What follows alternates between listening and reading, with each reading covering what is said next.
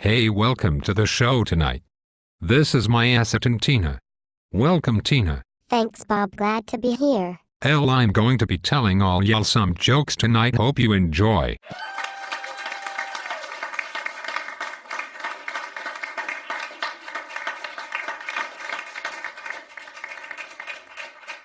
A blonde keeps walking down her drive to her mailbox. She keeps doing this until her neighbor asks her why she is doing that. The blonde replies, "My computer keeps telling me that I've got mail." Did you hear about the blonde that couldn't learn to water ski because she couldn't find a lake with a slope? Got excited because she finished a jigsaw puzzle in 6 months and the box said 2 to 4 years. Couldn't call 911 because there was no 11 on any phone button. When asked what the capital of California was, answered C. Baked a turkey for 3 days because the instructions said 1 hour per pound and she weighed 125. After losing in a breaststroke swimming competition, complained that the other swimmers were using their arms. Oh, Bob, these are some funny jokes. A police officer stops a blonde for speeding and asks her very nicely if he could see her license. She replied in a huff, "I wish you guys could get your act together. Just yesterday you take away my license and then today you expect me to show it to you."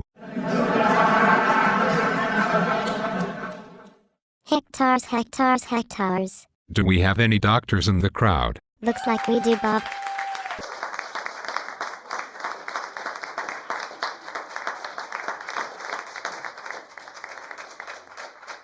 Then here is a joke that you may like.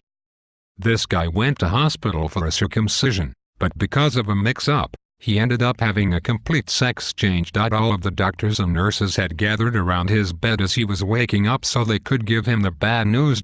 Naturally, the poor guy went to pieces and started crying when they explained what had happened to him. "Oh no," he moaned, "this means I'll never be able to experience an erection ever again." "Of course you will," one of the doctors soothed. "It'll just have to be someone else's, that's all."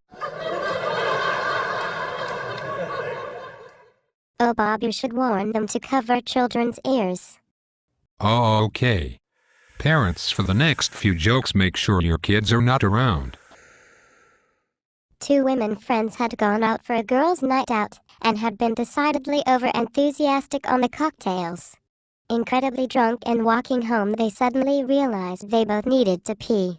They were very near a graveyard and one of them suggested they do their business behind a headstone or something.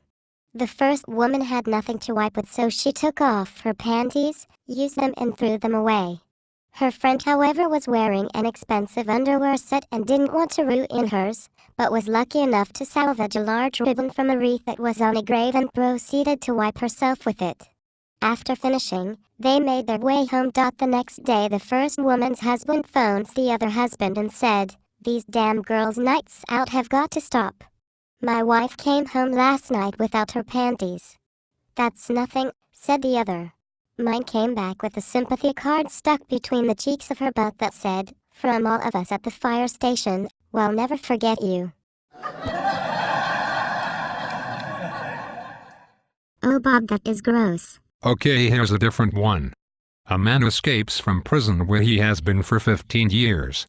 He breaks into a house to look for money and guns and finds a young couple in bed.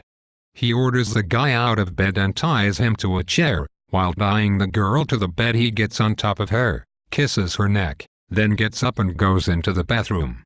While he's in there, the husband tells his wife, "Listen, this guy's an escaped convict, look at his clothes. He probably spent lots of time in jail and hasn't seen a woman in years. I saw how he kissed your neck. If he wants sex, don't resist, don't complain, do whatever he tells you. Satisfy him no matter how much he nauseates you. This guy is probably very dangerous. If he gets angry, he'll kill us. Be strong, honey. I love you." To which his wife responds, "He wasn't kissing my neck. He was whispering in my ear. He told me he was gay, thought you were cute, and asked me if we had any Vaseline. I told him it was in the bathroom. Be strong, honey.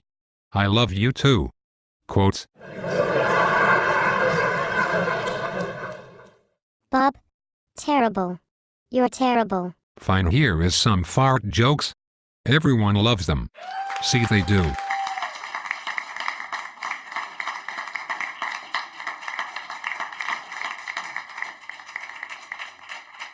The teacher asked little Johnny to use the word definitely in a sentence. Little Johnny replies, "Teacher, do farts have lumps in them?"